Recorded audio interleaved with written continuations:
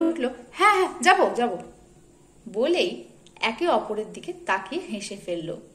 শুভও হাসল। বেশ, চল তাহলে। কিন্তু ওই সরস্বতী পুজোর পর থেকে কৃষ্ণেন্দু আর দেবজ্যোতির কারুরই আর রাতে ঘুম এলো না।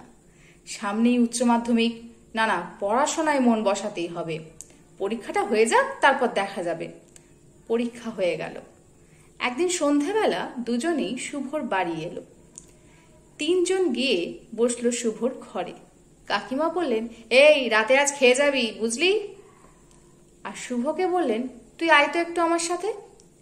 শুভ মায়ের পেছন পেছন চলে যেতেই দেবজ্যোতি আর কৃষ্ণেন্দু একে অপরকে বলে উঠল, আমার তোর সাথে কিছু কথা আছে। দেবজ্যোতি বলল, আচ্ছা ঠিক আছে তুই আগে বল। কৃষ্ণেন্দু বলল, না ভাই তুই আগে বল, আমারটা পরে বলছি।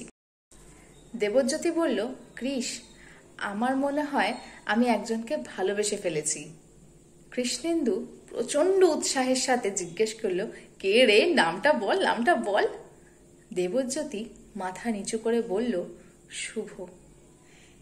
এই ভাই, তুই জানিস আমি কতটা ইন্ট্রোভার্ট, তুই একটু আমার হয়ে। কৃষ্ণেন্দুর কানে কথাগুলো কেমন যেন কম আসছে, কিছুই শুনতে পাচ্ছে না, বো বো করছে কান। দেবজ্যোতি একটু ঝাঁকিয়ে বলল, কি রে ভাই, শুনতে পাচ্ছিস? হ্যাঁ হ্যাঁ হ্যাঁ শুনছি, হ্যাঁ ঠিক ঠিক আছে বলে দেবো আমি। শুভ আসতেই দেবজ্যোতি কৃষ্ণেন্দুকে ঠেলা মেরে বলল, ভাই বল।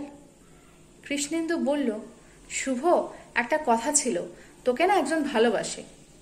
শুভর চোখটা কৃষ্ণেন্দুর ওপর আটকে গেল, অবাক হয়ে তাকিয়ে রইল। দেবজ্যোতি কৃষ্ণেন্দুকে আবার একটা ঠেলা মারল। কৃষ্ণেন্দু বলল, দেবজ্যোতি। শুভ চোখটা কৃষ্ণেন্দুর ওপর থেকে দেবজ্যোতির ওপরে গিয়ে পড়ল, কিন্তু কিছু বোঝার আগেই সজোরে একটা থাপ্পড় মারল দেবজ্যোতির গালে।